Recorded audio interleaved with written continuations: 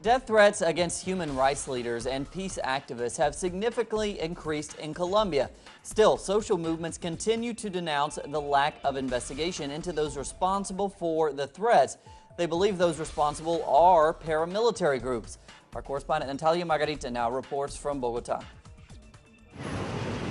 As Jimmy Ortiz walks through the streets of Bogota, he recalls nostalgically how life used to be in Arbeláez, the rural municipality where he grew up. He's just one of thousands of Colombian campesinos that face systematic stigmatization and threats. That is my case.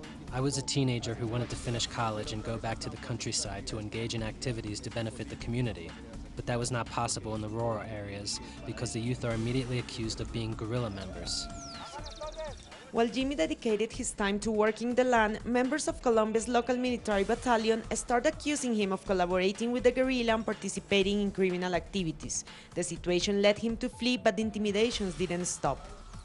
That I only had 15 days left to live, and accusing me of participating in a kidnapping.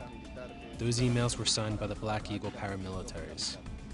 Death threats from so-called Black Eagles have significantly increased over the last year. While the government insists on labeling this group as a mere criminal gang, analysts highlight the fact that these groups are linked to the same power structures as the paramilitaries.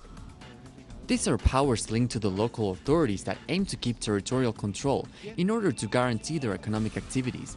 And these economic activities are linked to companies that have contracts with the local governors and mayors. For analyst Ariel Avila, exhaustive investigations must be carried out in order to clarify the relationship between those groups and economic and political structures in Colombia. We're still having businessmen and politicians that hire criminals to influence civil society, social organizations, members of the opposition, journalists, and NGOs. According to a recent report by the Colombian coalition We Are Defenders, death threats against social leaders more than doubled in 2014. Meanwhile, social movements continue to demand serious investigations into the issue. Natalia Margarita, Telesur, Bogotá.